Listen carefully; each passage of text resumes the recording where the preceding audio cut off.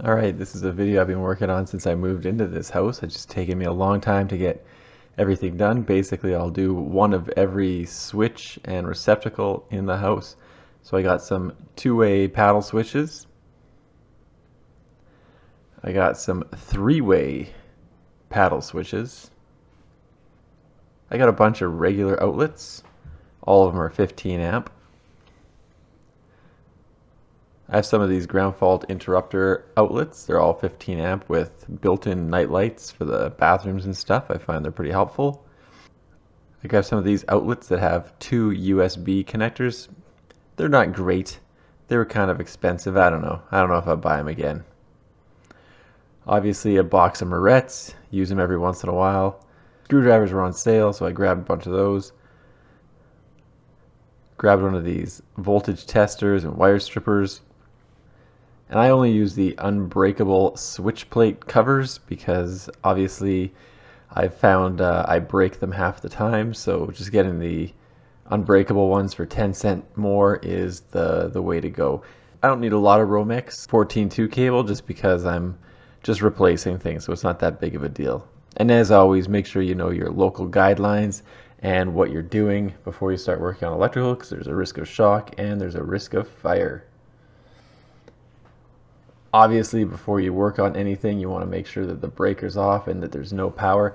I found that this house was a little bit sketchy because of the way things were run, because it's got split outlets and stuff, and sometimes you thought the power was off, but it was only off to one side of the switch. So you got to be careful whenever you're working on the electrical in your house. So definitely, if you don't know what you're doing, you need to do some learning before you get into it. So as you can see, all these switches are from the 1980s, and all of them have been painted over, possibly 2 or 3 times with various colors of paint. So they look ugly, they are ugly, and they're going to be gone. So this is a regular receptacle and a mid-run. So it's not a split or anything like that. It's just plain old receptacle.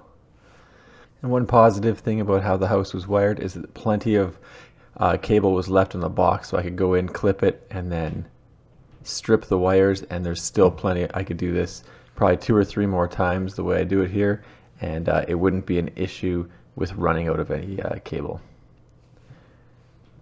Now, I know there's a lot of negative comments about backstabbing, but I do backstab most of them. And as you can see, I put the hot side on the hot side and the neutral side on the neutral side and attach the grounding wire, and that's pretty much it. All that's required after that's done is to screw it into the box. So it is code here to connect the grounding wire directly to the outlet, not necessarily to light switches. And once the outlet is secured in the device box, just going to come in and secure the wall plate. And there you can see the old one versus the new one. Now, as you can see, this switch cover is something of a decorative design, but also, I don't know, I guess some people like it. I don't. So it's gone. And this one is a 3-way switch. That is to say that there are 2 switches that control one light, and this just happens to be one of those switches. So again, make sure the breaker's off.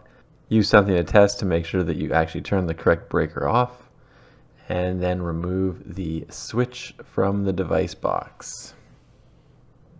Now, the last one, I just cut all the wires out. However, for the 3-way switches, I usually just do 1 wire at a time, and that way I don't get anything confused, because I am very easily confused. So I'll take the common wire first, attach that to the common, and then I'll do the other black wire and the other red wire. For this one, you can see I'm not doing the backstabbing technique, but rather I'm using the screws. And just because everything worked well, I'm not changing the configuration. There's no need to. I'm just taking the wires exactly as they were and replacing it in the new switch. And again, you can see I did not backstab this time, but rather I used the screws. Once that's done, secure the switch to the device box, and then secure the wall plate to the switch. So this is just a normal mid-run outlet right now. The difference between this one and the last one I did was that in this instance, I'm going to put in the outlet that has the USB ports installed in it as well. So you can see there's nothing fancy about this. It's not a split receptacle or anything, so I'm just going to hack it off the wall with these side cutters. Then I'm going to use the wire strippers to strip the plastic back off the wire to an appropriate length. Now, as I mentioned, this one's got the USB ports on it, and these outlets were actually pretty expensive. I'm not sure if they're really worth it. So you can see this one doesn't have 2 screws for the attachment point, so I'm going to do pigtails with this one so that I only need the one wire.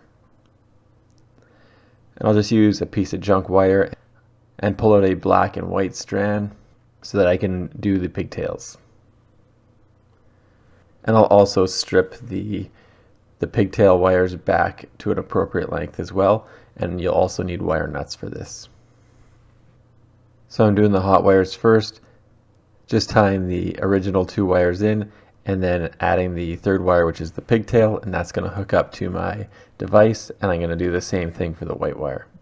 Now, there are certain areas where it is code that you have pigtails like this for all outlets, and the benefit of doing this is that if your outlet goes bad, you won't lose power to all your other outlets and switches that are further down the line. Just that one outlet would go down.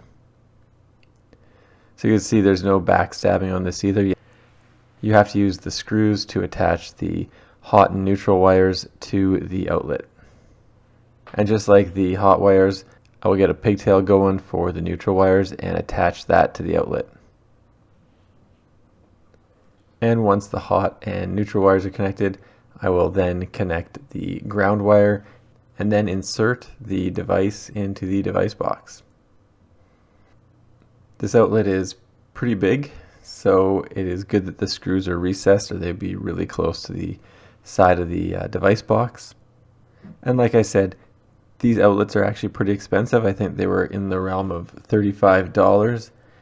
They work, I guess, but I'm not sure they're any better than getting a regular outlet and a couple portable dongles for your smartphone or whatever you're plugging in. So there it is installed, and we'll do a test. So we've got the 2 yellow lights on the right hand side, and that would indicate that it is wired up correctly. And the bottom one should be wired correctly as well. Okay, so here's another 3-way. This one I'm going to put on a dimmer switch. So this one's super gross. And it's going to be the same idea. I'm going to do the common wire first, and then I'll do the other 2. And just like everything else, when working with electrical, you want to make sure that the power is turned off, that you got the right breaker, etc. So just like I did on the last one, I'm going to take the common wire first and attach that to the common wire on my dimmer. And obviously you need to get a 3-way switch for this, so you'll have to get a 3-way dimmer switch. And this is actually the other switch to the one that I had previously done. So one switch is a dimmer and the other switch is just regular. And you can see that it's got a tape over the one terminal, so you can use it as a 2-way or a 3-way switch.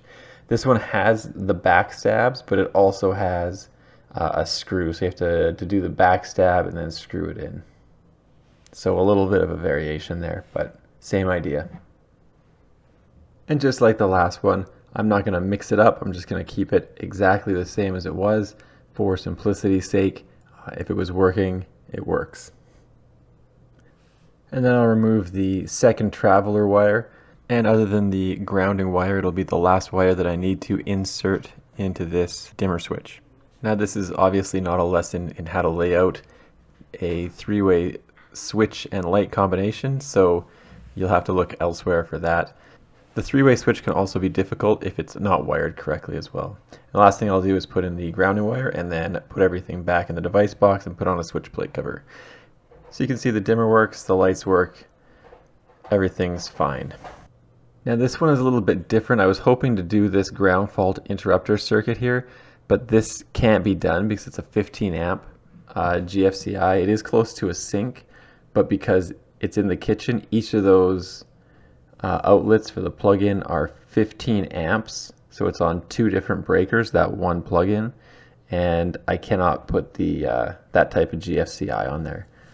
Now this outlet is actually a split receptacle, so that red wire and the black wire each go back to the fuse box and into their separate 15 amp breakers. So here's the ground fault. You can see that there's no way you can run two hot wires into this thing. It will cause a problem. You can't do a split receptacle. So I'm just gonna have to wire back into a regular receptacle. What I need to do to make this a ground fault interrupter circuit, which is the code because it's very close to the kitchen sink, what I need to do is put in a dual breaker in the breaker panel, and that'll be a dual ground fault. They're very expensive, so I would sort of prefer to do a 20 amp here and have a GFCI outlet, but that's not going to be the way this is going to happen.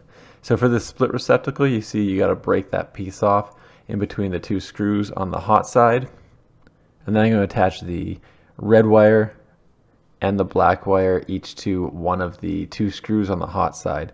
So that'll be 15 amps going to each of the outlets. And of course it's important to break that piece off so that you're not wiring two hot wires together. Obviously I'm going to attach the grounding wire and the neutral wire as well, and then attach the outlet to the device box. And as always, I'll attach the cover plate once those are back in. This is a different tester, so you can see that it is wired correctly. It doesn't have the exact same configuration as my other one. Now, I did do a bunch of GFCI outlets in the house, but just watching somebody wire it up doesn't give you a good idea of how the three different configurations I had to wire up go. So I'll show you the difference. So obviously the breakers in the breaker box, hot wire to the breaker, and the white wire going to the neutral, the grounding going to the ground. This one will be an example of how I wired a end of the line GFCI. So you can see there's a piece of tape there. I'm going to leave that on for the end of the line version of this. And pretty much just like everything else, you take the black, assuming that's your hot wire, and you attach it to the hot side of the ground fault outlet. And then you take your white, which should be going to your neutral, and attach that to the white or neutral side of the GFCI outlet. And then once that's in, then you just need to attach the grounding wire to the grounding point on the GFCI outlet. And obviously you want the grounding wire also attached to the device box. And then obviously I'm not going to screw it into the device box just for show here. Now that would give you GFCI protection only to that outlet. The other way I ran it, and this would be for the bathrooms, is there was one GFCI outlet in one bathroom and a regular outlet in all the others, but they were all tied together. Now in this example you can see the cable comes in from the breaker to the GFCI outlet, and it's wired up the same way. And I've removed the tape, and I'm now installing the hot wire and neutral wire onto the load side of the GFCI, and those ones go to the next outlet. For the GFCI, the line connects to the supply wires, and then the load connects to the next outlet.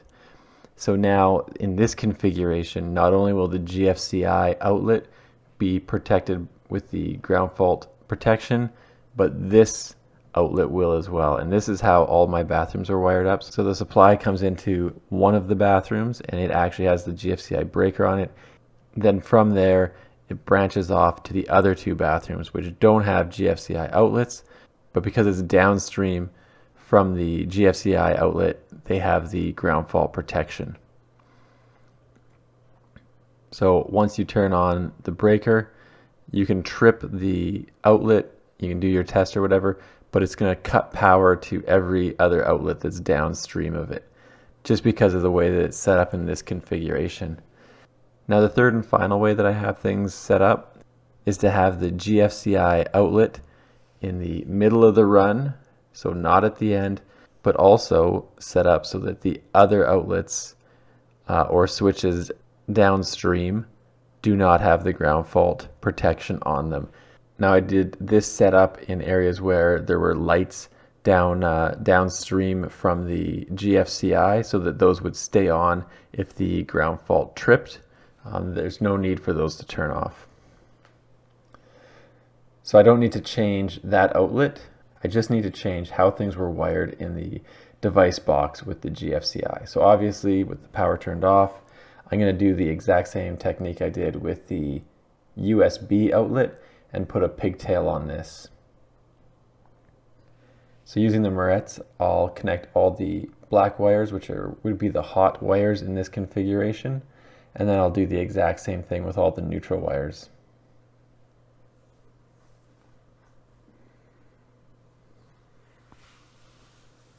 So in this configuration, I'll just be connecting the pigtails to the GFCI outlet.